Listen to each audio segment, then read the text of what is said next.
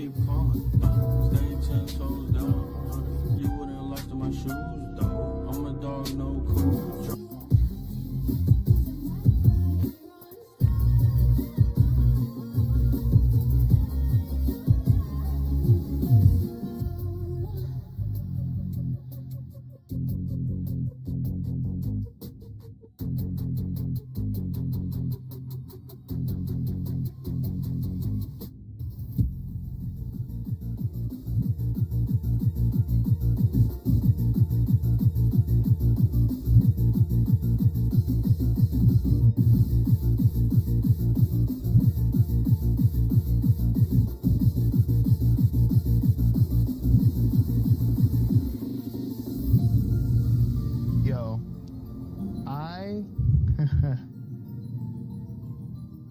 Wait, is that the right one?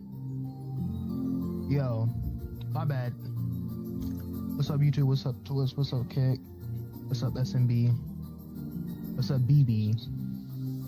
My bad. Yo, I am so sorry. Wait, actually, I guess that's fine. I'm so sorry. I've stopped using OBS, and I'm using this new app called Prism, and I saw this like yellow switch, and I assumed that was a switch for monitoring your voice and whatnot. So I flicked that on, and I'm like, I try and view my screen card. I actually wanted to see if the volume was decent or not. So I'm like, yo, why do I hear like two different songs playing? Like freaking Spotify and freaking my old background, not old background, but old background music. Freaking, we're playing at the same time. Okay, that's cool. All right, my bad for last week. I'm so sorry. I'm super sorry. I had to go do something. My bad. Yeah, hey, sue me. Freaking sue me, dog. I had to go and do something, and not only that, but the thing is, the model that I used to, okay, so this week, best content for VTuber growth. We have a lot to go over, you know, a lot to cover.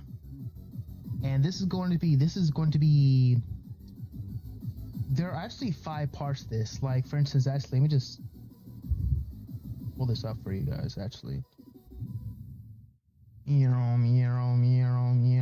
Okay.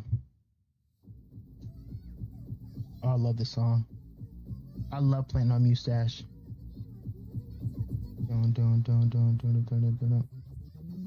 Whoops. There we go. Oh no, you can't see me anymore, darn.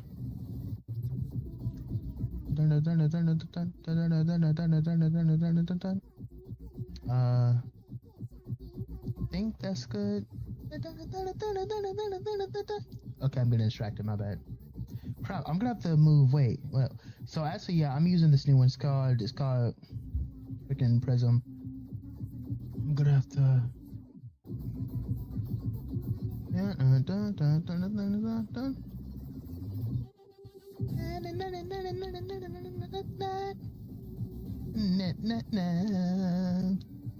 How do I make it so that it stops?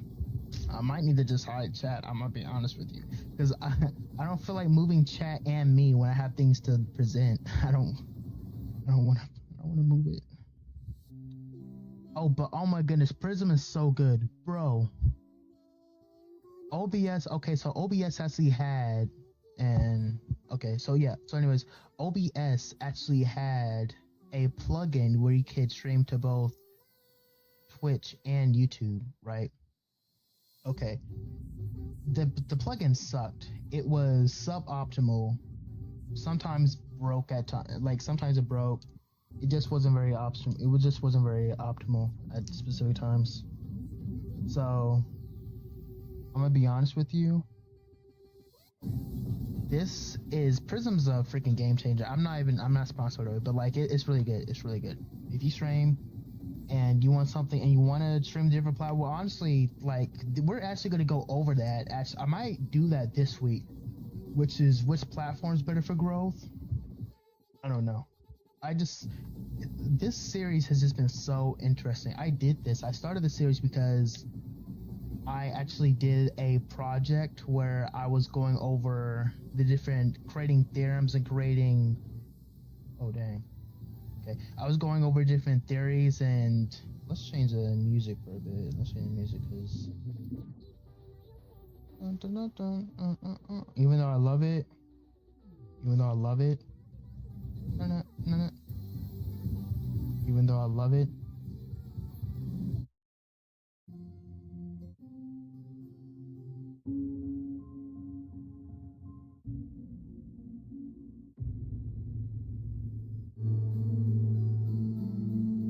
if you know this music's from, you're a real one. If you know, you know. Okay, but no. The reason why I created this series was mainly because I actually had this project in one of my college courses where we had to create a theorem or a model to essentially decipher or categorize college students that were going to STEM degrees versus liberal art degrees, people that were paying their due sums, or not due sums rather, but their, what do you call it? Their not taxes, but oh my gosh, their loans back. And essentially you have to create a model to figure out, okay, well, with all this data, and that's essentially my field. How can we figure out, or how can we perplet 3 different questions from this amount of data, and how can we solve those questions, right? And after that class, pretty much, that was pretty much like my most interesting. Are you going in or are you going out? But after that class, I was like, wow, this is so interesting. I can't wait to do more of this type of work or something similar, but I never got the chance. So I decided I'm gonna take it upon myself to do this work, because who else will? Wait, do you guys see something like on the outside?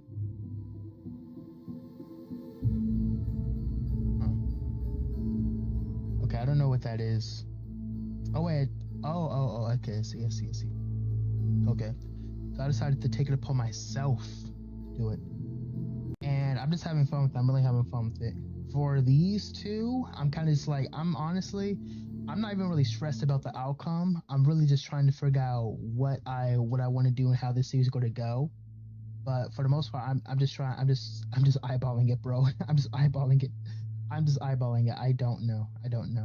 But I know that the more I do this, the smarter I'm going to become with these models and these theorems I create, and the better content I'll create, 6 months from now, a year from now, 2 years from now. And that's pretty much it. So I just want to start, and see where it goes. Okay. Best VTuber growth, best content for VTuber growth. You the main 4: singing, gaming, cooking, ASMR. So, I have a bit of a quote for you.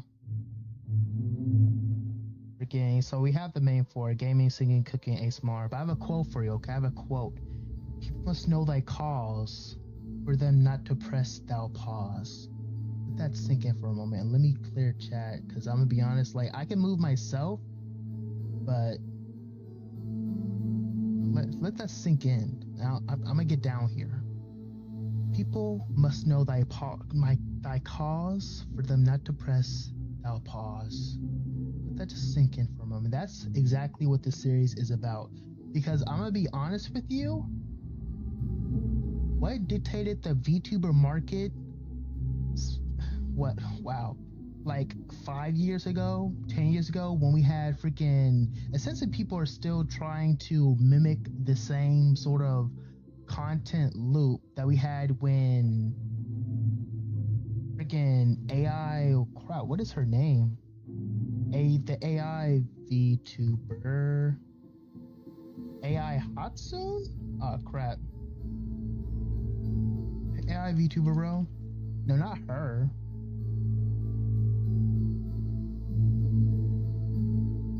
No, the first VTuber. Kazuna AI. There we go. It's doing an AI. And sure, that's good and all. Sure, that's good and all. That's great and all. But sometimes there's a better way. And this is exactly, oh my goodness, this is exactly what it's all about. Figuring out there's a better way that's dictated through the market. And I'm going to be honest with you, the only way that you can figure this out is if you study what other people are doing, what works for them, what doesn't work.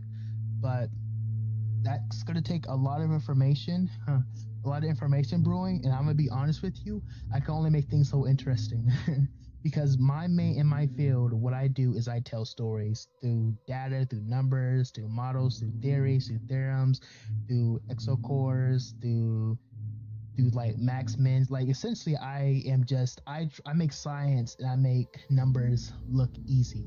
That is my goal. I talk to several people in my field. I talk to businessmen. I talk to just a general audience. I talk to teachers. I talk to engineers, and I have to learn their language to be able to talk to each and every specific person.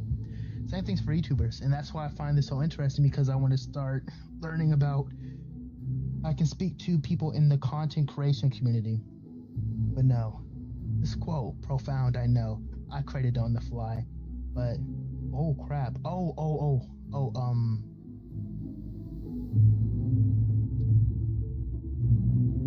Oh man. Okay, wait, actually. Wait, hold on. Let me fix something real quick. Let me fix something. I know exactly why it's lagging.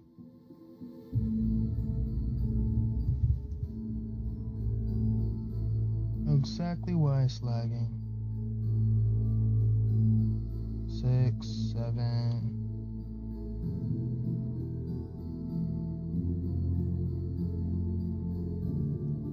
What's up, Ken? Let me fix this real quick. Let me fix this.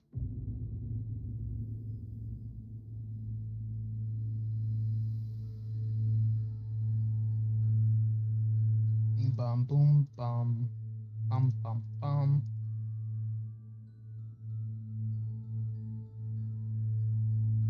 Oh yeah, I got tons of info for you guys. Yeah, so this was supposed to be last week, but you know, things happen. And that's the thing, like I want to make it so that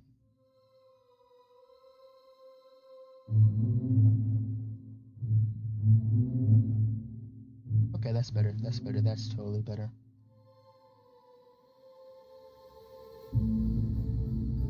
That's totally better. Okay. I'll set this to you. Yes, you guys can see. I'm gonna be honest, I don't know who this streamer is. I'm so sorry. But okay, for today's focus, we have essentially six parts of this presentation. You're welcome. Guys, I see you come in. YouTube. My dogs went in and out. Anyways, I'm about to kick him out. Okay. So our focus is introduction, analysis, framework, category analysis, comparative analysis, conclusion, and references and thank you. Okay, don't let these big words like scare you. Analysis framework is essentially a framework is essentially, think of it like a building, or even something simpler than that, like your phone. A phone has a framework, which essentially just put into latent terms is essentially just how it works on a scale that is easier to understand. Like, forget the code, forget the dimensions of maybe the glass that they need to fit into the phone, maybe the metal components. Like, essentially, it's like being able to read on the back, like the back label of your favorite energy drink and looking at, okay, well, it has vitamin C, vitamin A, it has calcium, it gives me zinc. So that's what analysis framework is for. We're essentially just looking at the back contents of what content creators or VTuber content creators have in today's day and age. Category analysis is what we're going to do for today. So this was actually a lot longer, super long. And I decided, and after looking at the slides for just gaming alone, which I kind of spoiled today's topic, whoopsies. But uh, it's really long, and there's a bunch of stuff to go over. So I'm actually going to split this up. So as you saw, there's gaming, singing, cooking, ASMR. There's also reaction and review videos. Another point, but that's a bit that's an interesting topic that I will cover, but it's not for everyone like just starting out. I mean, you can, but I don't know. We'll get into why I think you shouldn't start off with reaction review videos, but anyways, comparative analysis is essentially comparing. We're gonna go over who we're comparing, but essentially we're comparing two different VTubers that have two different styles of content creation in the gaming platform. And conclusion of what to take. With all this, you might have learned something, but just in case you're still stuck on what to take from it, we're going to conclusion and references. Thank yous. Okay. All right. So, when you define growth, there are tons of different areas that you can go into. There are tons, okay?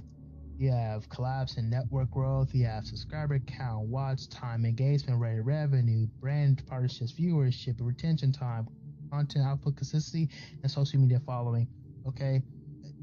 Really, growth has a lot of metrics tied to it, and it can be very hard to figure out how or where you should be growing the most. Should you be looking constantly at your subscriber count? Should you be looking constantly to grow through collabs and network? Should you be looking at your revenue streams, your viewership, your watch time, your brand partnerships, your engaging, how many people are on your Discord or hearting your things on Twitter, your tweets on Twitter X, I don't know. I still don't understand what people are calling it. I think we should start calling it X, maybe, but I don't know. It's gonna take a while, but I digress. Social media following, how many people or how many individuals do you have following on social media? Growth is really a very narrow term because there's essentially a lot of parts for growth. So when you're first starting out, especially when you're trying to get into content creation or just figure out your content category, I want you to just focus on community feedback. But community feedback is, that's one of the least worrisome parts of content creation, because essentially, you can take it, but it doesn't really define your growth, but it can still be a part of it. And depending on people like what you do or don't like what you do, it can still be a part of growth. So yeah, that's also important. So for this, I want to focus on just 4, and 4 is actually pretty easy because you don't have to focus on everything on this list. That's why I think people looking at the data and just looking how I had the chance to look at through YouTube analytics, do stream charts, I had to look at over 20 plus up and coming YouTubers and popular YouTubers, and looking at the data and creating different models for how they promote themselves on media, as well as through how they promote themselves on stream or through videos or through TikToks. They seem to be kind of, they seem to be a bit skewed as to what they want to really focus on. Some people, they really drive towards more content creation, and so they focus more on subscriber counts and sometimes even revenue streams, trying to get sponsorships and collaborations with other companies.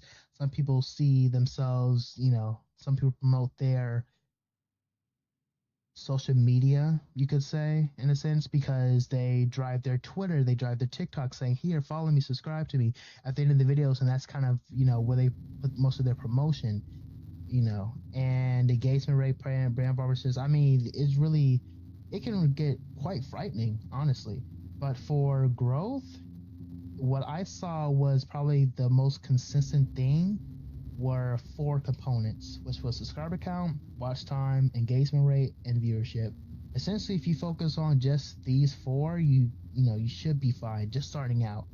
Everything else comes after the fact, like brand sponsorships, trying to network yourself. it really comes after you figure out these four and which one you're going to focus on. So why choose gaming? And this is going to be our first content category that we're going to focus on. So why choose gaming? What is so interesting with gaming? Well, second highest watch category on YouTube and Twitch behind just chatting streams. You know, it's been number 2 for years now. It had its highlight in 2017, 2019, 2020, when several different stars such as PewDiePie, Markiplier, you know, they were playing these, like, they had different Let's Play videos. Minecraft literally came back due to one YouTuber, which I named PewDiePie, and that was literally just through him simply playing games. It wasn't just about like the clout that he had. Sure, it played a part, but it was the fact that gaming is is watched. Anyone can enjoy a game. Anyone can play a game. Anyone can watch people play games, because who can't like a game? Especially since it has such wide appeal. It has a wide audience as well. It has wide reach too. You probably haven't played a specific game that you've seen online, but you probably know of it. And as soon as you see your favorite streamer or you play that game, someone's going to be interested. So, endless recyclable content. Like it has said, there are several different games that have content that is being regularly produced by these companies because they want to create the revenue margins, but they also want to essentially be advertised on the net. And what does that mean for you? That is a great approach to trying to figure out what games you want to play. There are several endless recyclable content loop games. There's Minecraft, there's Apex Legends, there's League of Legends, there's Roblox. Like, several of these games always have endless content because the creators are trying, while you're also trying to produce watch time and, you know, subscriber count, they're trying to drive revenue. So essentially it's just like it's endless content. Not only that, but endless content also in the fact that there are several different games you can play in multiple different genres. So it really is, if you pick a genre that works for you, you can have, you know, tons of content that you can create through it. You just have to put in the work.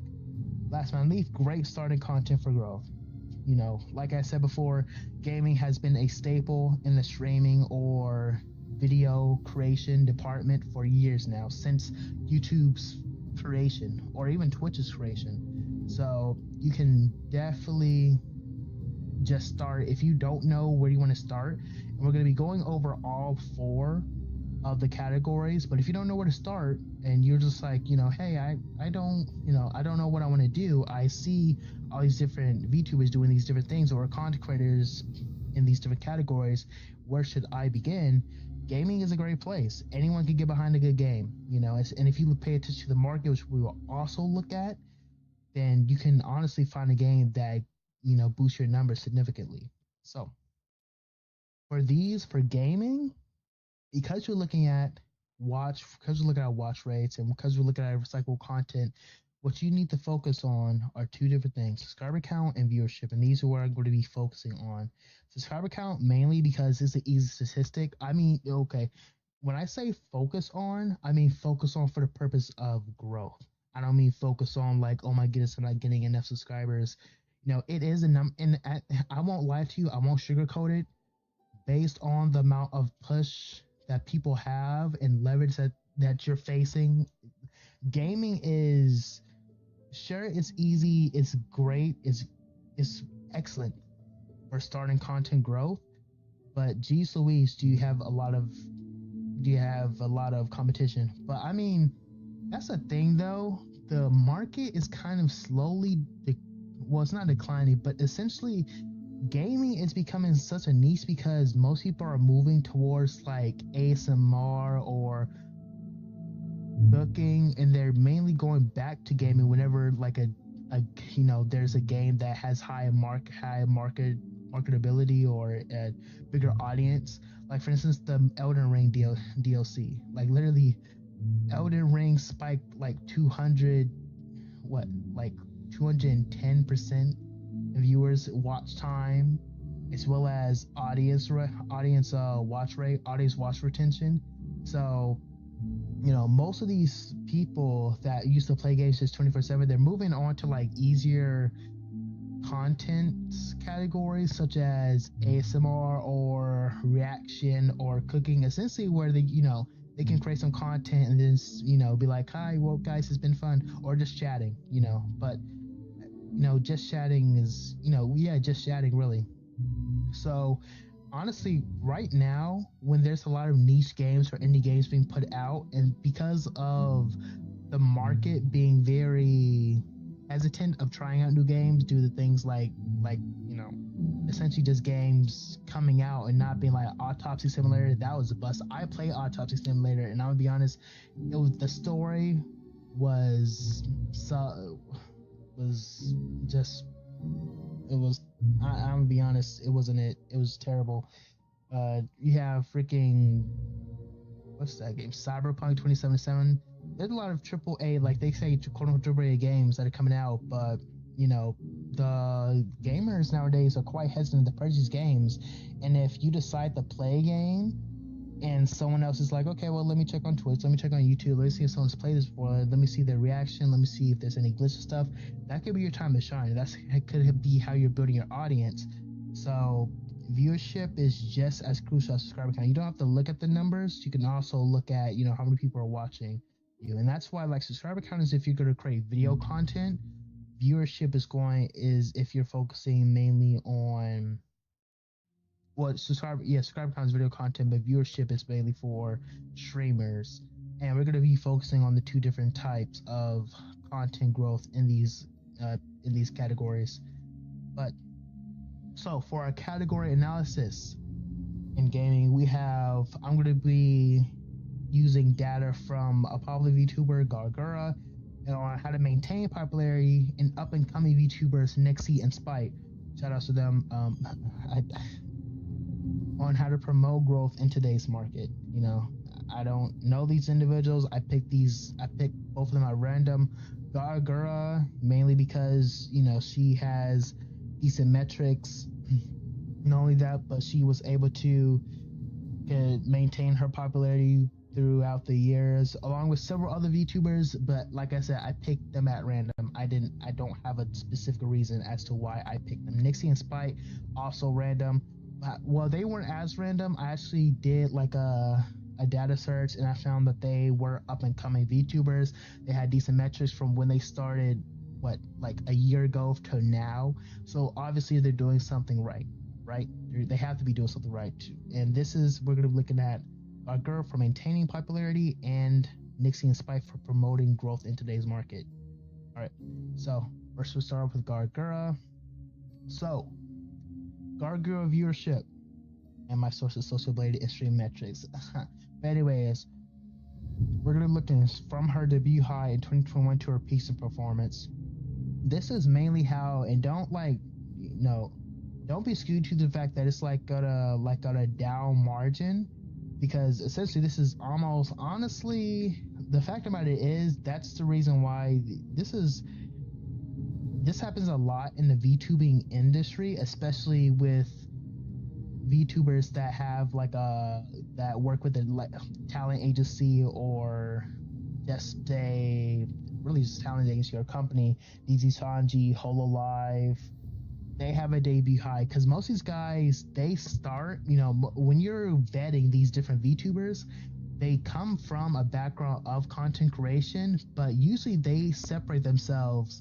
Like Gargura, I don't know her background, but I'm pretty sure she didn't start off as Gargura. They have specific not cosplay, but VTubers made out for these individuals. Once they get vetted, once they're put inside, then they just have a debut. That's what kind of drives their numbers, especially because I'm pretty sure, what was this, like 2021? Yeah, this was when VTubers were just getting popular. Aya Hatsune was, just graduating around a year before that, or maybe around that time, and VTuber were just getting started.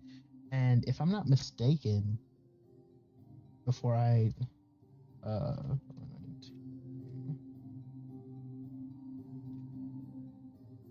say something ridiculous, the COVID-19 pandemic was just around this time, March 11, 2020. So people were still at home, and for someone, and a lot of VTubers that appeared at this time, They had great martial arts because everyone was at home, everyone was chilling, either working or I don't know. Dang it, I won't say that, but but they were at home, they were doing something at home, they were at home, they were chilling. Oh, you can't see Gargara. I mean, where am I gonna go? I guess I'll go here. But they were at home. So when a new VTuber comes on the scene, like, oh my goodness, wow, that's incredible. She had everything that the market wanted at once. She was a lolly. That's pretty much it. She had a theme. I mean, I'm gonna be honest with you. Like, I could also go into that. What each year dictates, like in the VTuber industry, what they wanted. But essentially, during 2020, 2021, people really wanted lolly VTubers. That was the thing back then. And like high energy. We talked about this last week or the week before that about different type of personas, but she kind of checked everything. So shout out to I don't know if shout out to, I guess not shout out, but props to, what is she, part of Hololive? Props to Hololive. They have a marketing team, so they know. But anyways, we got off track a bit. This is their debut high. These are her peaks in performance. Even though it looks like a downward slope, this is essentially what I was saying, is that, the debut high is essentially her peak. That doesn't mean that she still is able to maintain, or she wouldn't have these peaks of performance. It would just be a total downward slope. But we aren't just looking at, this is still maintaining popularity, right? The fact of the matter is that for brief moments in time, she was able to encapsulate a large enough audience from her usual norm, which is essentially these areas on the graph. So we're going to be looking at these pieces of performance to figure out, what she was doing, how she was doing it. And she primarily plays video games. She does do just chatting, but her just chatting approximately, compared to most VTubers nowadays, her just chatting scenes last most VTubers actually, I looked at it, my data pool was super small, but hers just chatting streams last around 10 to 15 compared to Twitch streamers that last 30 minutes to an hour. And then they play a game for 30 minutes to 45, and then they just call it a day. So pretty much she primarily plays games. So she has to be. That's why I picked her as well, because we're talking about this content category is talking about gaming. So who best than a VTuber that primarily games? There's several people that do it, but she was just what I saw that also makes videos, but also does decent stream quality content through games. So I think that she's probably one of the best. Okay, so I just did this just in case you wanted some numbers and the amount of games she's played in her first year. Yeah, this is her first year. These are the games that she played. It's mostly horror. So, and that's also another thing. So, with her debut high, there had to have been a significant amount of work to be put into to just look at the market. And this is kind of what you need to focus on. This is why I put this here, is because essentially, if you want to grow, you have to be either passionate about a game or know your market audience and what they want. Obviously, she knew what her market audience wanted, and they wanted horror or they wanted action or adventure. Everything else was kind of just dipping her, and we're going to go into the process she used. But essentially what she was doing was she was dipping her foot into several different things to boost her audience. She just didn't want to commit to horror, despite it, possibly, maybe it could have done better, maybe it could have done worse, who knows. But 39% of her games that she played in her first year, in her debut year, it was horror. And after that was action adventure. Everything else was kind of just dipping her, pulling different things. So this was kind of what I just put here for if you're debuting and you don't, for instance, you shouldn't be debuting when you first start your content. In my opinion, that's kind of a bad idea, because most of these guys, guys, gals that debut through Niji Sanji, Hololive, and these talent agencies, they have the clout. They get freaking They get freaking like their whole class up there talking about them, like, oh my goodness, I met this guy, I vetted this guy. They have several different tweets going on. They have like a billboard up on your favorite ramen restaurant. No, I don't know if that's true, but essentially they have a lot of marketing tools used by their talent agencies to push for their debuts. You shouldn't. Well, I mean, you can debut. Actually, it's interesting because a lot of different debut, like when they first come out, gaming content creators, when they debut, they get like 4.5k, but then like on their debut cover or the debut trailer, and they get like 4.5k views, or like, you know, over 1k views, it drops down to like the triple digits of, you know, of a few hundreds when they start pushing out some content. So I mean, hey, it could work, but it really depends. It honestly, for that, it depends on luck, and it depends on what you're trying to go for. But this is just for if you're looking into debuting and you want to be like, oh, well, you know, should I try? And we're going to go over the different types, but this is just to keep in mind, you know, what she started out by doing, by maintaining popularity.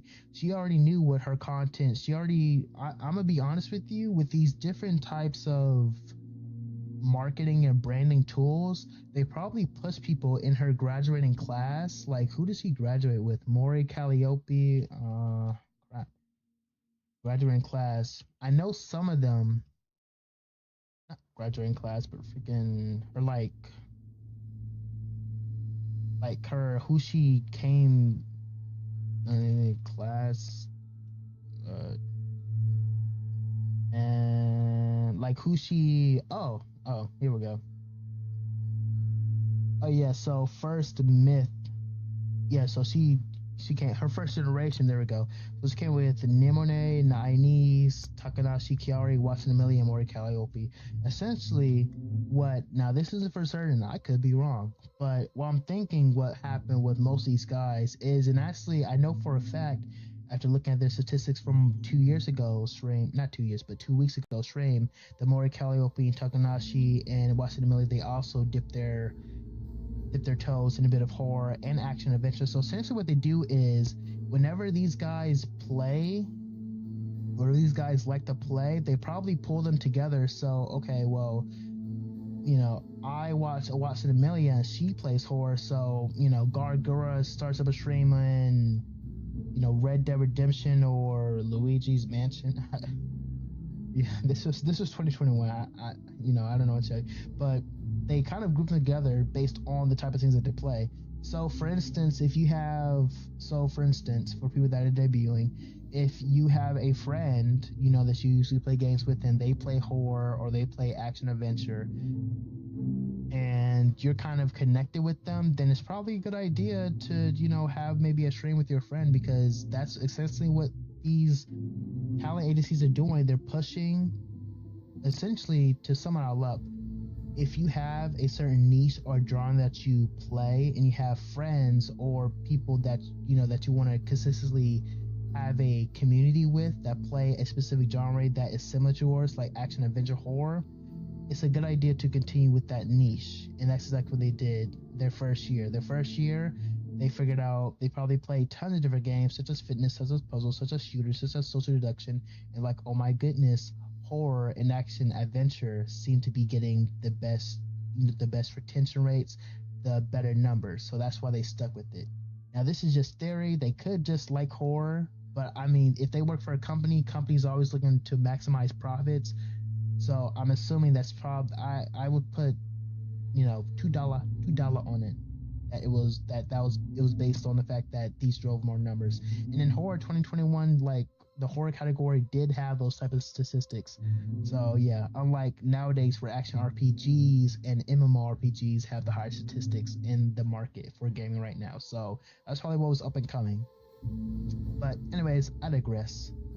So this is also, so based on YouTube analytics, the view trends, we kind of have it here. This is exactly what I was going over before then, the debut stream. And this is just mainly for if you want to debut, but this is also interesting for if you are interested in types of games that they play and what they did.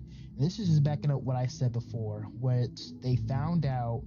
Sorry if you were reading something. my bad. But they found out what the market wanted or what the market dictated, which was horror and action adventure. And based on these things, like, you can pretty much see it. Like, except for the Duolingo Let's Learn Japanese, that was skewed. I guess people really wanted to learn Japanese. I don't know. Hey, like, she's from Japan and she, like, usually speaks. Wait, is she? I actually don't know. I know she speaks Japan. Look, I'm just looking at these VTubers for data. I really don't cover them. I think on 2023, April 23, following the sex of Japanese language, Hololive. Okay, so yes, so she does speak Japanese. So I'm assuming people wanted to learn Japanese with her, and that could have been another trend during her first year. That's also another thing that's another reason why I brought this up, is because you need to focus on what the trend is. A lot of people in 2021, they were interested in different cultures, and that was mainly because they were stuck at home and they had nothing better to do but look at people in other regions either living a better life or in the same situation they were, which was essentially just at home, suffering miserably, sore throats, and nobody to eat your food. Okay? That was essentially it. So they knew exactly what the market wanted. They wanted, a different lifestyle. They want to be taken out. VTubers are cool and all. That's really the appeal of VTubers, is to be in a different place in a different time with a fantasy or whimsical character, and just have fun for a bit before you have to go back to your job or go to school or whatever. But anyways, I digress. We look at the numbers for all the different views. Other than the 2 different schools, which was the Let's Learn Japanese and the debut stream Shark, we also have Summer Festival in Japan. Like I said, bro, like I said, 2021, people were just trying to get away from their lives of ill depression, I guess you call it. But Japan, had a high spike. Scarlet Nexus, that was kind of low. Interesting. DTRPG, Project Diva, Future. So I mean, the videos almost were as high. And then not only that, but anime watch-alongs. So I don't know the numbers on it, if watch-alongs do good in this day and age. I don't know. Maybe they changed from 2021 to 22. Maybe they have, but for the most part, who's to say? But this is just their debut, and this is their debut year. So honestly, this is mainly to show you the type of information you can get from data. This tells an entire story of what worked for her, what didn't work for her, what her audience wanted, which was to learn Japanese or to learn about Japan. And they loved her debut stream, over 5 million views. They also enjoyed reacting to her debut stream. So if you want to go like a few months later or a year later and react to your debut, they also like new outfits. So if you're promoting a new outfit, then that's probably one of the biggest things you can promote to, and that's probably where you should be spending your money, because the fact that probably did better than all her previous things that she did that year, in fact, other than the Let's Learn Japanese. So this is why it's interesting to look at this sort of stuff, because you can learn so much from looking at other popular VTuber statistics. You can figure out what's worth for them, where their numbers are going to, and then you can put more money or more revenue into those aspects for you. So for her, if you're just debuting, okay, well, I should be focusing on my debut stream. And if I want to give a new outfit and like promote or premiere a new outfit, I put more streaming to that. But also, people are interested. If you're from another country, people are also interested in seeing how other people live or in their language. So I should, also maybe put more information or make more videos on that. So that's just, something that you can learn about. So. But now, I want to focus mainly on the peaks in performance. And why? Mainly because, like I said, it was interesting and all, seeing the amount of growth that she had. But why did it seem like she had these high growth spurts at these specific times? What was she doing? And this is how you maintain popularity and like I said, I kind of I kind of already told you before, is look at the market, but now we're going to figure out, how exactly can you look at the market and figure things out. So, generated distribution. This is based on all her streams and videos related to gaming. It's interesting here because now you see a skew here. Now, not a skew, but you see a difference from the first year that she played. Now, back then, it was mostly 39% of the games she played that year was horror.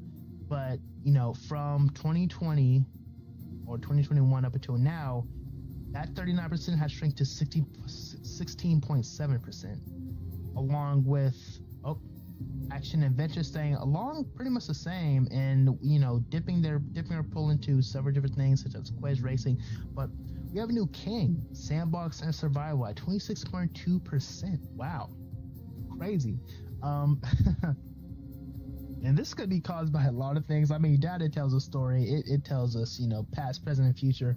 But essentially, if you kept up with like the YouTube meta, you probably already know what this, what game is conquering the sandbox survival. Even in today's age, Minecraft.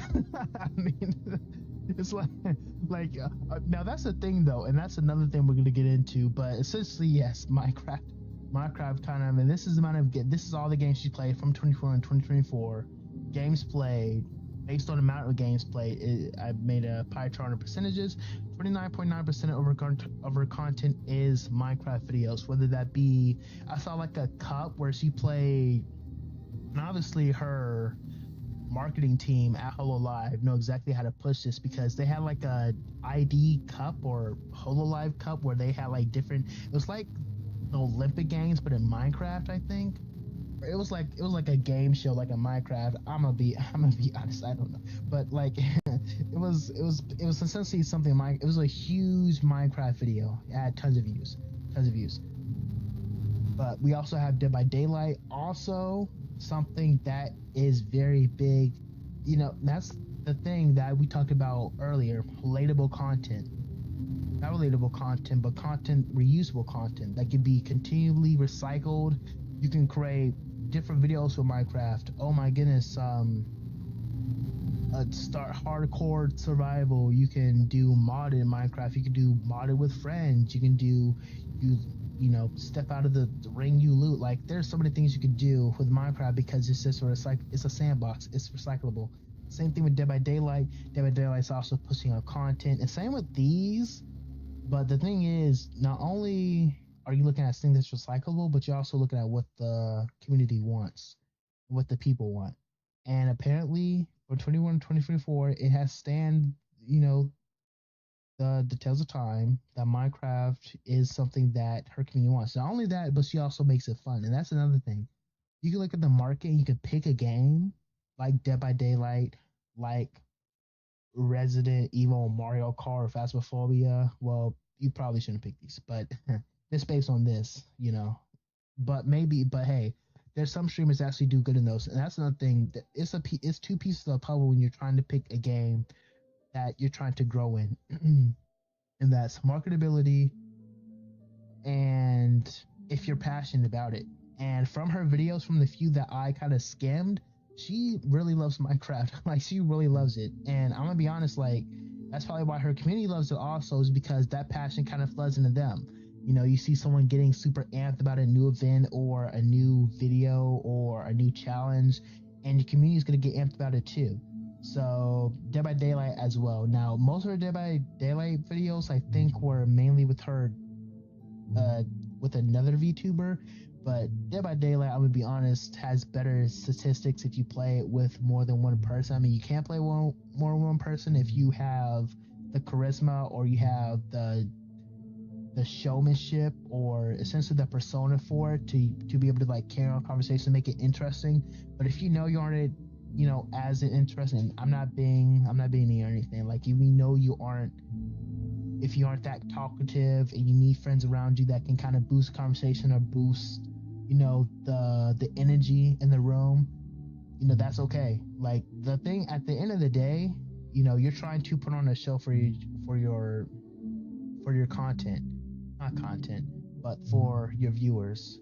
and you know your strengths and weaknesses. Your strengths could be being great at the game, being almost as good as professionals in the industry, but you don't talk that much. Okay, that's fine then. Get people that do talk. That they probably shouldn't think this way, but hey, just get people that that talk, that can boost the conversation. But I digress. Minecraft kind of took over.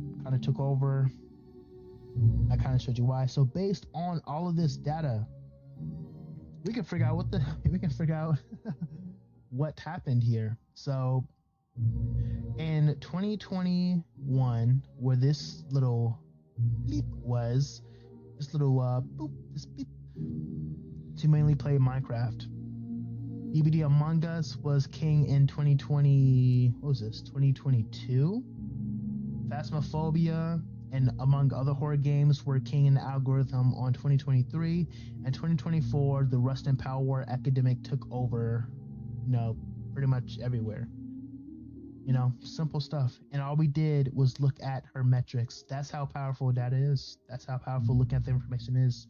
We're able to figure out what these little bloops in her performance were just by looking at the games that she played, the amount of influence that they had on her numbers, put that into a metric, put that into a model rather, and figure out exactly what games she played. So, and because of the fact that I'm not listing several games, they knew exactly, whether that be her marketing team or the VTuber themselves, what games her community wanted to see, as well as what she should primarily be playing to get those high retention rates, to boost her viewer count. So Minecraft here, DVD Among Us here, Phasmophobia here, Pal Wrestling War here.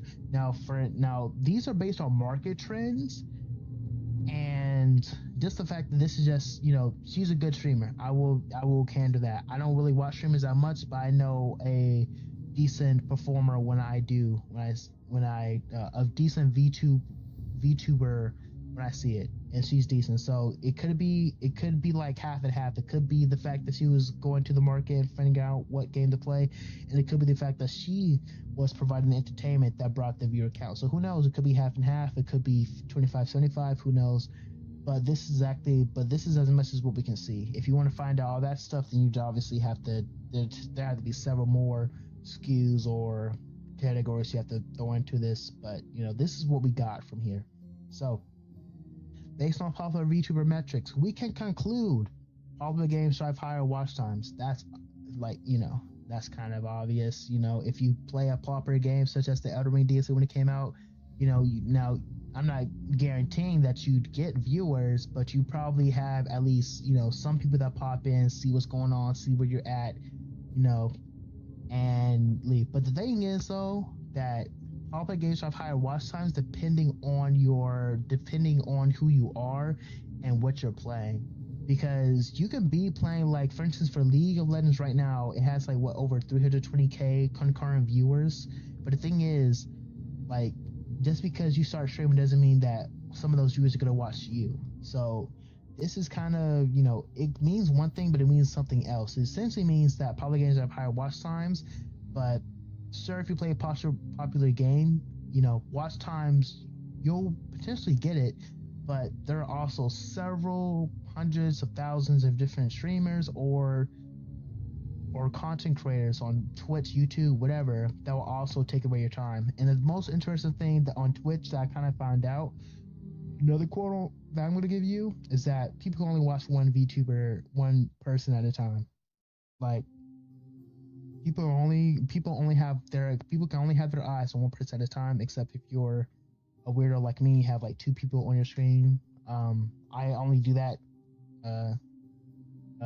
But normally people only have one person on their monitor, one person on their phone that they can watch at a specific moment in time. They usually won't switch unless they get, bored, or, they just have something to do. And there's no guarantee that they're going to find you all the way at the bottom of the list. I think actually now on Twitch you can have the metric of, where your position is. So that's interesting.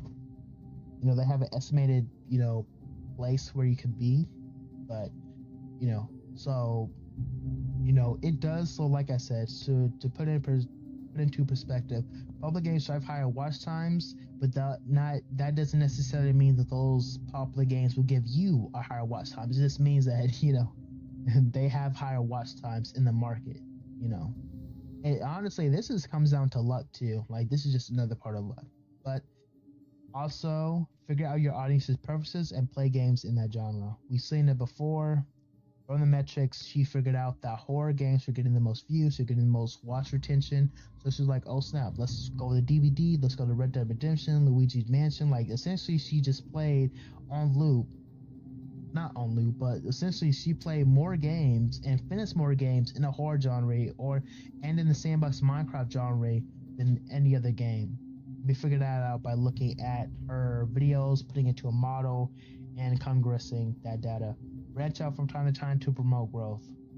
So we saw that as well. You know, just because she's getting numbers in horror and just because she's getting numbers in action adventure games, or the sandbox rather, my bad, sandbox simulation, it is good from time to time to try and branch out and appeal to a different genre, such as the racing category, or maybe like the rhythm and dance category. Like essentially you don't want to put all your eggs in one basket because eventually it will get, you know, it will get flooded and people probably want to watch that. And the moment that they put you in a label or categorize you as like a horror VTuber, or not a horror VTuber, or like a horror gaming VTuber, then they'll be like, okay, well, I'm trying to play this new game, Plow World, maybe even like when Power first came out. And they mostly, and even though they like your personality and they like the type of content you put out, they probably think, okay, well, they probably won't play that, so let me go over to someone that maybe will. So you saw that she put her eggs into several baskets. She didn't just commit to sandbox Minecraft or the horror, you know. So, and it's good to do that. It's good to do that. It's good to show that your fans that you aren't, you know, stuck to one genre. Even though you know what can drive those numbers, you should also try and look for diversity so you can catch other people as well that aren't in your usual niche. So be aware of market trends, e.g., Elden Ring DLC, Rust new games, etc., for exposure. She did this as well. And this kind of branches out, not branches out, but these two are kind of connected. Know what trends are in the market, and honestly, like looking at, it's kind of easy. Well, it's not as easy, but it's easy to know when you're in the middle of a market trend or a popular game. Uh, when you're in the midst of a popular game becoming a spiking, is when you see it, like when you see a category on Twitch just go up in numbers. Like Elden Ring did not have 320k, or what is it, like 120k. It has like over 100k plus people playing, and you know it was a pretty decent game when it first came out, and actually did have those type of numbers. Actually, I don't think it did. It spiked a lot. I think that it probably even doubled as soon as the DLC came out. That's probably because everyone was hyped, everyone was excited. Rather than play the game, what better time to have than watching your favorite, you know, streamer play it? And that's exactly what you got to be thinking about in the market when you're trying to grow. You look at the market trends. What could be the next new game? What, you know, games are in the market? Like for Rust, that was a big hit. A lot of different streamers, especially VTubers, were playing that. New games on the market as well, keeping up with different trends that are coming, that are not trends, but essentially new games that are coming out, and if they be trendy or not. So you can expose yourself to a new market that, you know, aren't normally into maybe your style of playing or maybe your personality, but maybe they're just there for the game. And once they're playing the game, you know, you can sway them and think, okay, well, you know, this person's kind of cool. Let me stick around, you know. So they'll stick around after you finish that game, after you bring them in for the exposure, you know, you can keep them and they'll be part of the community. So now that we figured out Gargoyle and how to maintain popularity through those 4 different conclusions, now we can stick to up and coming and promoting growth. We can figure out how to promote growth in today's market. And this is and I did maintain popularity first because I wanted to, give you some tips on, I just wanted to give you some perspective on what it means to be a VTuber and the things that you need to do. And honestly, like for being a VTuber or any content creator, it's all about maintaining and grow. It's all about maintaining, but also performing little spikes so you can get those improved metrics. But now we're gonna promote growth in today's market, and honestly, that's the next thing. Like, maintaining is good and all, but you also want to promote growth. You also want to see those. You also want to go high, to the moon, as they say. So we're using Nixie and Spite. Shout out to my test subjects.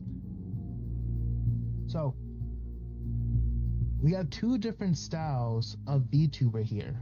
Very interesting. Comparative analysis, we have Nixie that plays mostly action RPG at 60%. And this is combining both their Twitch streams and their YouTube videos. These two are primarily, they're primarily Twitch streamers. So they're V streamers, let's say V streamers. But Spite has a bit more, YouTube. Yeah, YouTube. She has multiple shorts. She has multiple YouTube videos. But we're going to talk about why I decided to put them together, because that seems a bit, skewed if one person has more content or videos than the other.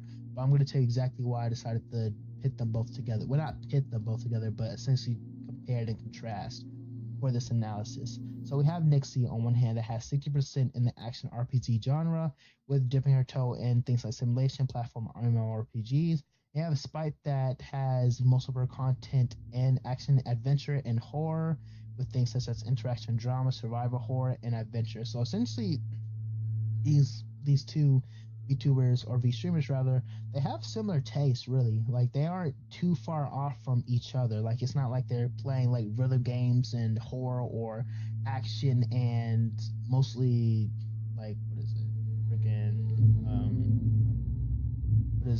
Like visual novels. They're pretty. It's pretty comparative data. So, new subscribers for Nixie and Spite. This is just to show you that, based on Social Blade and stream metrics, and I kind of put this into my bot myself. I'm going to show you what the Social Blade metrics are as well. But essentially, they're both pretty much pitted in the same direction. They're both going up. New subscribers and Nixie. And this is mainly for YouTube and a bit of Twitch, and I had a hard time picturing the data for Twitch and YouTube, so I kind of made a model to essentially combine both. So subscribers essentially means like followers as well as subscriptions on YouTube and Twitch, and I found that interesting to do, mainly because you can't really find, unless I have the YouTube analytics, I can't really find the data to figure out the amount of retention that they have. So it's gonna be hard for me to get the exact number of such, like retention rate and watch time. I can't get those, so I can only work with what they have. So pretty much this is just a combined metric of their future subscribers on YouTube and the future followers on Twitch. So essentially just keep that in mind here. So they're pretty much both, pretty much on the climb, and they're skewed to be on the climb for years to come. So, and this is also something to keep in mind as well. This is actually future subscriptions on Twitch for Nixie and Spike, brought to you by Social Blade. I want you to take in mind what's happening here with Nixie and Spite. Sure. And honestly, they started pretty much at the same time, 2021, 2020. So, actually, I think Nixie started off in, 2022, 2023. Yeah, no, my bad. 2022, 2023 is when they both started off.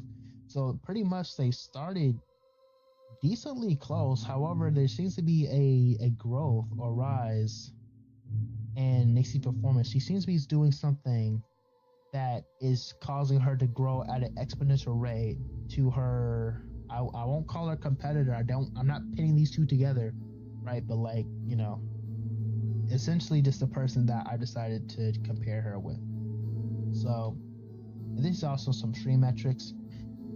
But what I mainly want to focus on is 5 specific items here, which is the hours watched, the airtime, active days, and we're just going to focus on these 3 for now. So, the rule is more watch time equals more exposure. That's obvious. I mean, if you're going to, the longer you're on Twitch, the higher the possibility is that someone logs into your stream. That's obvious, And honestly, the same goes for YouTube videos as well. The more videos that you put out, the higher chance that you have of the algorithm recognizing that, that you're someone worth pushing on towards people, because the more people that watch you, the more advertisements that they're able to put on those videos, and the more advertisements they're able to put out, the more potential people that they can make money from. So if they see someone, so that's why they have the YouTuber program that's like you need to have like 500 subscribers, not because they want to push you. I mean, that's part of it, they want to push you, but also they want someone that's committed. So if they decide to spend money on pushing you through their algorithm, they're making their money back. So it's like a give and take, essentially. So these are the three I want to focus on: the airtime and the active days. And despite the fact, like I said, as you saw, they're pretty much on the same. They're pretty much subscribers, based on followers, based on the amount of watch time that they have. Not watch time, but these metrics alone, they're pretty much in the same category. No one didn't start anywhere. They're pretty much in the same dysfunction or distribution model. So pretty much same average amount of viewers, but there's a drop in airtime. And pretty much now, the only thing that I will say with Nixie is that she does have like a sub-line going on, and that's also, but the thing is, I'm going to take that into account as well. I know exactly that's not skewing anything. I put her here on purpose because these are essentially the two types. I'm gonna spoil it a bit.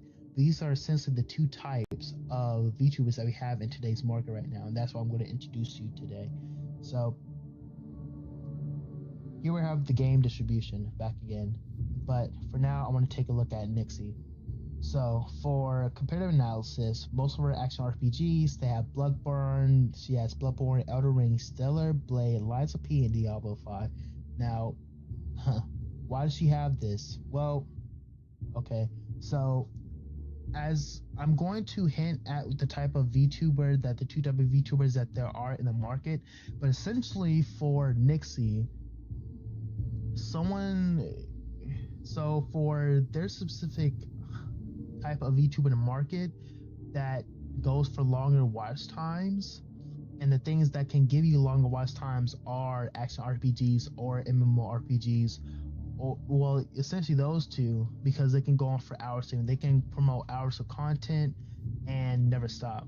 As per games like platformers or simulation games that probably have a limited amount of time, and after that you have to find a new game or a similar game if your market dictates that they liked platformers or simulation, or even just for this one, survival horror platform. That's the thing why a lot of people don't really get into these games, is because even action or some like just general adventure games, because once the adventure ends, you're kind of out of content until you decide to pick another game, and picking another game and keeping those same numbers can be kind of hard. However, not only that, but we talked about marketing. Obviously Nixie's proponents, not proponents, but Nixie's community, they enjoy action RPGs, and that's possibly why she stuck with it. Also could be a passion for the games as well. I'm sure it is a passion, plus the marketability of the content, plus the retention rates were probably higher during the time streaming these different games. But as well as so for here, I also wanted to discuss what's going on over here as well before we get into the analysis. And essentially what's going on here is actually what we're going to describe on the second slide. But essentially they're just dipping the toe into several different concepts. And mainly this could work, this could also work. I'm going to describe the two types of VTuber models that are going on here. We have one that seems to be sticking into one specific niche based on marketability, and we have another one that's trying to create content through several different categories and genres. Depending on the type of content creator that you are, or VTuber that you are, both of these models could work for you. You could either decide to stick to Minecraft videos, or if you really like sandbox or simulators, or shooting games like Escape from Tarkov or Apex Legends or Valorant, if you really like that, or you could dip your toe into several different types of games, And honestly, the approach of the several different types of games seems easier, but Nixie is one of several different VTubers in the market right now that are trying this new method, which is essentially just finding a specific type of game that your VTubers, not VTubers, but what would VTubers in your genre like? Because, in the bottom left, if you've seen it before, people or individuals that are trying to look for VTubers of a similar nature, Twitch markets you essentially based on the type of VTuber you are and the games, well, mainly the games that you play. So if you decide to play a bunch of Bloodborne, a bunch of Elden Ring, then the Twitch's algorithm will market you towards other people that are based on that VTuber. So that's something important also to take into consideration.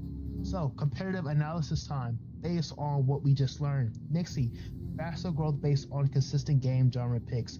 Now, this is what we saw beforehand. She didn't just try and put her piece in different pies. She figured out I'm assuming she figured what she had to figure it out. She's an independent VTuber unless she's with a team or whatever. But essentially, they had to figure out what game genre appeals best to their community and what gets the most retention weight and what essentially is driving more interactions on her stream. Choosing newer games based on release dates and market trends. We saw this. Like, she played the Elden Ring DLC. She played Bloodborne when it just got. I forgot what happened with Bloodborne. She played it because of some reason. I think it got ported or something. I don't know. But essentially, choose newer games based on release dates and market trends, and longer stream times, multi-day streams, subathons, events. Now that's another thing. This is the more prevalent. This is what we're seeing in the market now. Now this is like we'll get the spite. The multi-day streams are something new in the Twitch community, and we this kind of spouted from the whole. Well, subathons have kind of always been a thing, but we all know who started it. Freaking Iron Mouse, bro. She started it. She has the longest Iron Mouse longest. She has the longest subathon. Oh, she had the longest something. She had the record subscribers for a subathon. 205K subscribers in the amount of time that she in her 2-month subathon. So, and I'm gonna be honest with so essentially, actually, longest subathon, Emily CC said she's been live streaming for 891 days with the world. So essentially, the meta on Twitch is essentially longer subathons, longer events, and multi-day streams. You see this from here. Obviously, it's getting her more watch time. Like, that's the thing. Like, more watch time equals more exposure. And you can't dispute the fact that, like, sure, they're getting the same amount of viewers, but she's on the rise. She is expected to pass Spite, despite them pretty much starting at the same time, and despite Spite, I'm sorry, I'm childish, but despite Spite actually having decent metrics and having this style that appeals to several people enjoy having their favorite streamer on 24/7. Hey, I can't tell you. Well, I can tell you why, obviously. Oh, you guys can't see, I'm sorry. But I can explain to you why. Essentially, just knowing someone's there 24/7 is like having a friend that's always there on your phone or whatever device. So, longer stream times, multi-day streams. Essentially, it's like having someone that's always there for you, ready to go. Whenever you come back and you know that they're late, they're either streaming, they have a past stream where you can interact with people that are in your community. It's essentially just like, it's like forever evolving content. People can probably react with streams while they're sleeping or whatever, and as soon as they wake up, they get back to the grind. Like, that's pretty much it. And this is what is really dictating what's going on right now. It's like these multi-day streams, like subathons, different events and stuff, like costume reveals, all that stuff. So this is more of a streamer-focused based approach. This is what's really appealing in the market right now to most VTubers, is just primarily trying to promote your content on your streams, and trying to promote more retention rate or watch time. And that's exactly the one of the main two things that we have. We have watch time and we have subscribers. And this is actually what she's focusing on is retention rate or watch time. And it's working, you know. The more people that watch you, the more people that have potential to watch you. Because the fact of the matter is, she doesn't really have as many streams of content that Spite does. Spite makes this YouTube shorts, YouTube videos, and she makes them quite regularly, maybe like, you know, few weeks to like a month apart, but essentially still relevant videos based on the game that she's played. So, and that was kind of the method for success. So I guess we should have switched to her. Yes. So for Spite, rinses out to multiple genres for expedited growth, and this is kind of like what we saw here. Oh wow, but this is kind of what we saw here, right? How to dip your toe into several different things, so you can appeal to a larger audience. You know, horror. You got some horror fans, you got some drama fans, got some RCBE fans, got some party fans, got some adventure fans. My bad. But you got some adventure fans. You know, pretty much just everyone can get a bit of your persona, and just to get to know you through these different games, you know.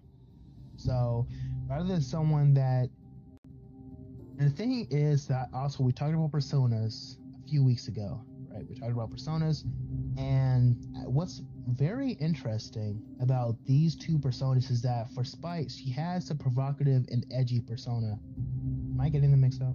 And despite the picture, I think she is provocative and edgy, but she isn't. Oh man, like I should have. Well, I'm gonna be honest. She has more edginess. Spike has more edginess than Nixie. So, you know, she has a specific niche, not niche, but persona down pat. But Nixie is more. Despite her having a bit of like a lewd avatar, if I could call him. No, I hope I'm not. You know, I'm not dissing anyone. Well, that's not really a diss. You know, she's showing booba, so it's not really like I'm making a untrue statement. But essentially, she has lewd avatar, but her personality isn't built on provocative, edgy, despite her also showing a bit of that. She's kind of like the, you know, remember the Arrows that show last time? She's kind of like high energy, well, not high energy, but like calm and comfy, and but also a bit edgy and provocative. So she's kind of in the mix, but she knows that her content isn't that marked. Now I don't know if this is true. I could be wrong, and I'm always, you know, hey, I'll take criticism, but based on what I saw, maybe based on the fact that her content really isn't content marketable except for what she does on stream. She doesn't want to produce videos because most of the content can't be like made into a format where it can drive higher retention or audience or bigger audience. And since what I'm trying to say is that her content is mainly focused on perfecting different games. Oh, what's up, inert snail Q? What's up? How you doing? But her content isn't mainly focused on, like, you know, making funny how, like, when you look at a TikTok or when you think of a YouTube short, you think of like there's like a pun or there's a joke or essentially you're trying to get something out of it.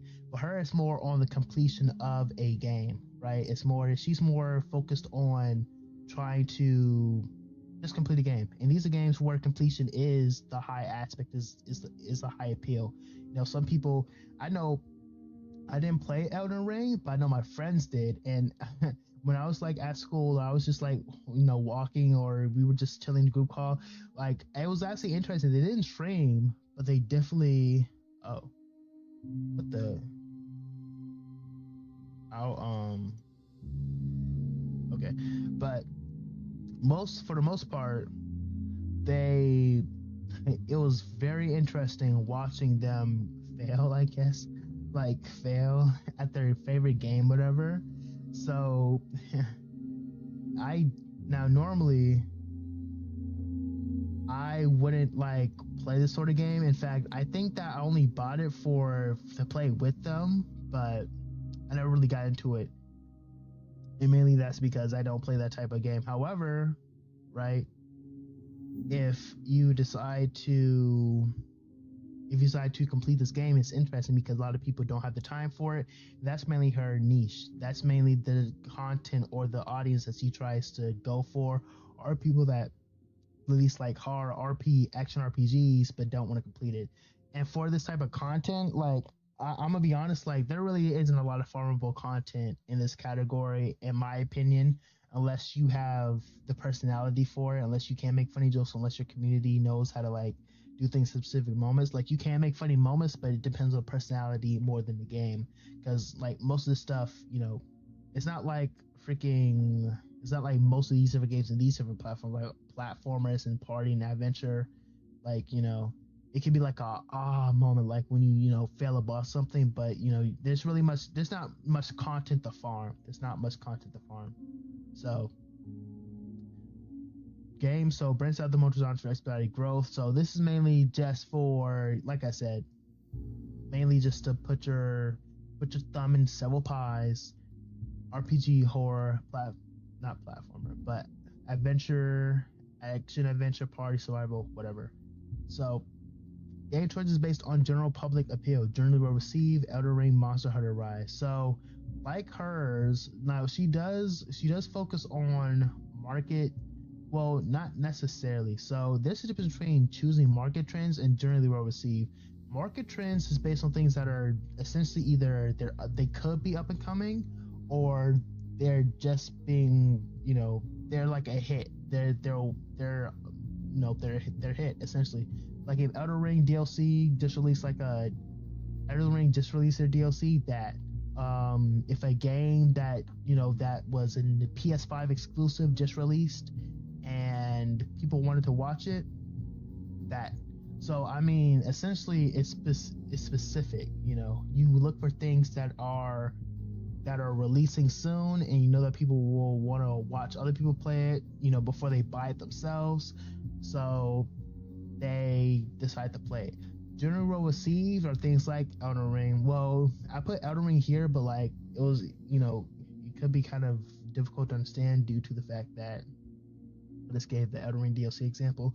So rather than Elden Ring, think of Minecraft, think of Valorant, think of Counter-Strike, think of Phasmophobia. Just think of any game that has like a high general appeal that people probably even seen people played, or they can get around. They don't require a lot of time or a lot of patience to understand, and they're pretty much free. Most of them are free, except for ones that don't have like a high, like Elden Ring DLC. It costs like the Elden Ring plus the game DLC costs like what, 70?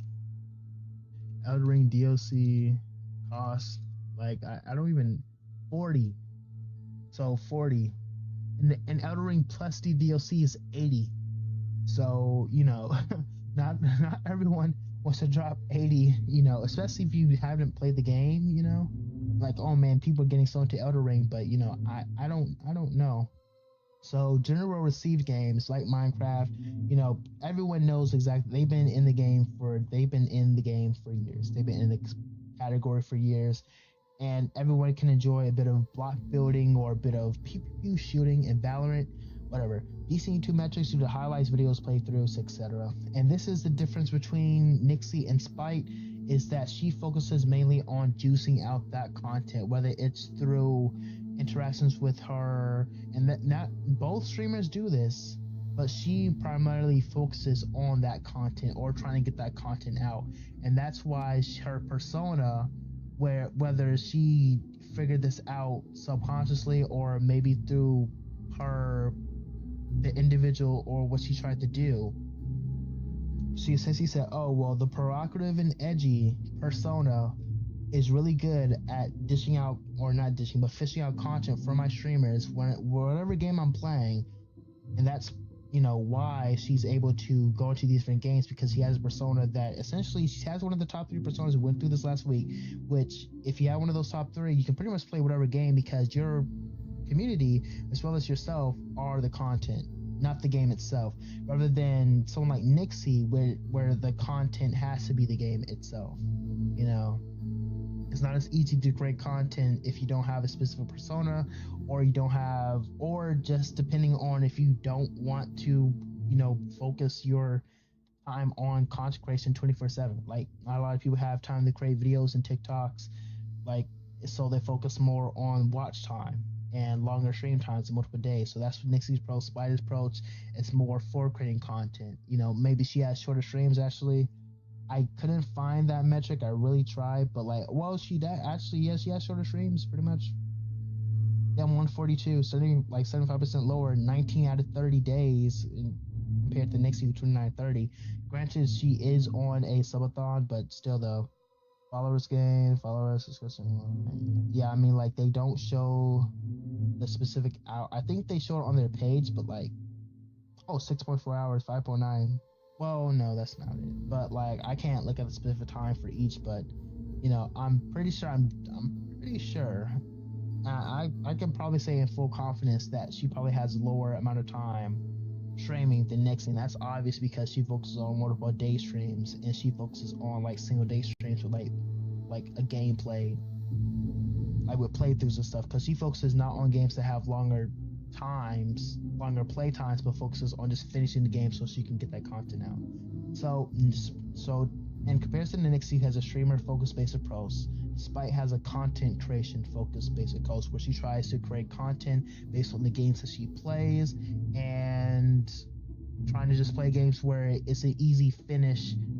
Like I said, compared to them both, she has a bigger pool of games she plays, and that's mainly because she doesn't have to stick to one category.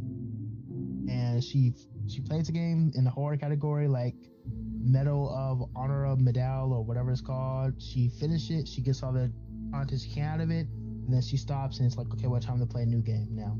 And she can do that because her content isn't focused on trying to keep retention rate on Twitch. It's trying to get that watch time or that watch time up on YouTube, on YouTube Shorts and TikTok and all that stuff. So, overall conclusions, what can we grow? What have we learned here? So, for having growth strategies matter. So, Nixie's strategy is more about depth, focusing on specific niche and building a strong local community. While Spy's strategy is about breadth and targeting a wider audience with diverse content. So other with the type of games she played in comparison to Nixie's strategy, focusing on a specific niche and building a loyal community based on that niche. She enjoys playing hardcore RPGs or hardcore Bloodborne based RPGs, and that's where her community wants her to see, and that's how she's able to recycle that content, because that's what they always want to see. So engagement tactics. So Nixie engages viewers through extended and special event streams, creating a more immersive experience. In contrast, Spite leverages a multi-platform approach to reach a broader audience and drive engagement through varied content.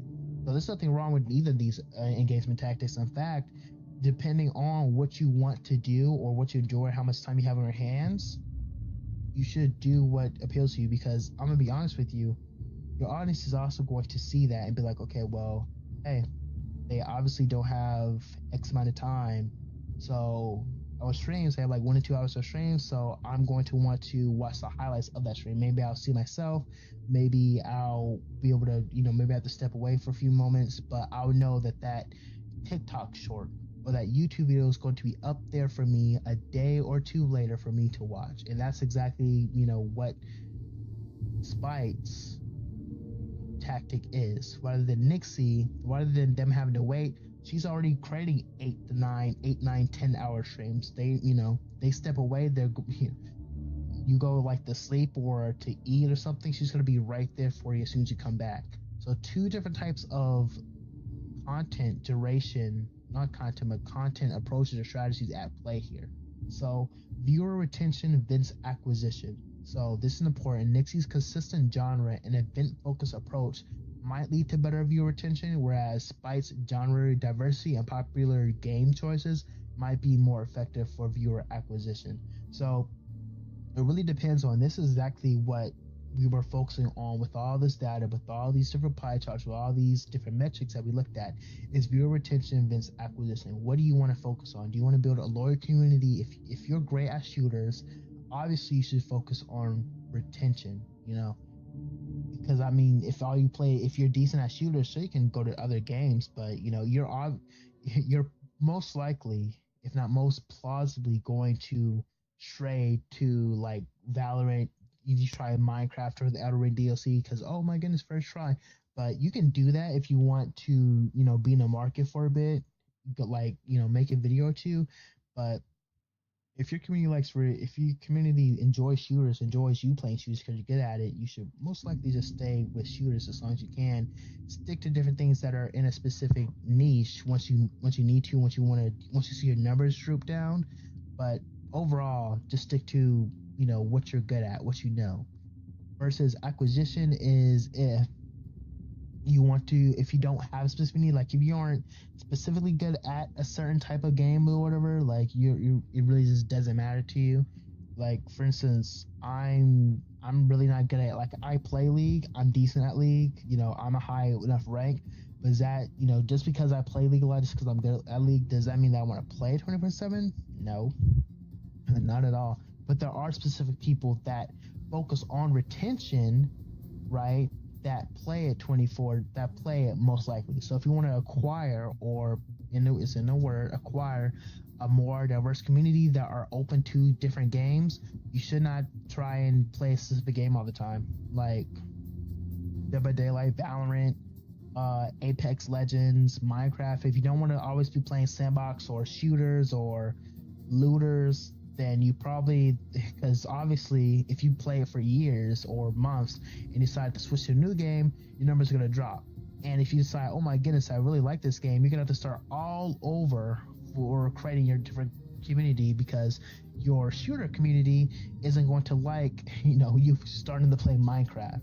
So you have to figure that early on what you want to focus on, whether you want to focus on retention, on a category that you really enjoy, or acquisition for multiple categories if you enjoy branching out into different content, at based on what you want. And content creation. So Spite's approach might result in a larger community, but potentially less cohesive audience. So essentially Spite's approach might result in a larger but potentially less cohesive audience, whereas Nixie might have a smaller but more tightly knit community. So we saw this here. Like I said, like they even have their pros and their cons due to the fact on what you're trying to do. But like I said, it really depends on what you're trying to focus on, whether you're trying to focus on retention or acquisition. For Spice's approach, for the streamer focus based approach, Nixie rather, we're gonna focus on her. It has a smaller community, but as you saw, smaller community that's actually growing based on the fact that she's able to focus or hone into. It could be several different things, but what the data is showing, I'm not looking at, it could be several things. It could be that she has decent content. It could be the fact that she's streaming, has more airtime, or active days. But looking at this, what we're seeing is based on the type of games she plays, which is pretty much just action RPG, she's creating a smaller, or rather more cohesive community that enjoys the game. And because of the fact that most of these guys enjoy the game, she's able to ring them all in as soon as they understand that, oh, well, she likes to play the same type of games I do, so in the future I should stay around, so when that new Bloodborne, that new Elden Ring DLC or whatever drops, I'll know that I have someone that can count on to play it. Rather than for not Nixie, but rather than Spite, where you could drive a larger, if you decide to go to the content creation focus based approach, you have the potential to create a larger community, but also that larger community, like we saw, like if we go all the way back into Gargura, Like it really depends. You can have a larger but potentially less cohesive audience that that spike your numbers based on the market approach. Like for instance, if you play several different games, but Minecraft is really popping up at one specific time, sure, you could get a larger audience, but that's just for a very bleak moment. And then like DBD Among Us, then that's for a moment. Then Phasmophobia, like Sandbox. Then you have horror. Then you have more horror. Then you have then you have open like Sandbox action adventure. So I mean, like, you can get spikes, but the fact of the matter is that your community, sure, it's gonna be growing, sure, it's gonna be large, but we can see it right here. The viewership isn't gonna be as consistent or as cohesive as it would if you play in a specific niche. So that's one thing to take into account. Like, sure, these guys, so like the streamer focus based approach, the content creation focus based approach, they both have their pros and cons, but these are essentially the pros or how to do it well, which I kind of laid out here, and these are kind of like I kind of laid out the cons, which is spite, large but less cohesive audience, and Nixie, smaller but tightly knit. So that's pretty much it. Okay, that's that's pretty much it. Thank you. Shout out to Spite, Nixie, Gargura. I mean that, like, I'm gonna be honest with you. I'm kind of new to, like, I looked up some laws. There wasn't anything against using like it's public data, but just in case, I just in case, shout out to them for I use their data. I don't own them or and am part of their inner circle in any way or whatever. I literally just use their data to conduct this experiment. That's all. That's pretty much it. Check out their Twitter, their YouTube, their Twitch. They all have them. Well, Garger does have a Twitch, but I don't know. Maybe she does. But thank you. That's it. Okay. Okay. Uh, wait. Wait, was I hiding something on that screen? No way. Oh, well, maybe I was. Eh. Okay, that's pretty much it. Okay. I hope you learned something.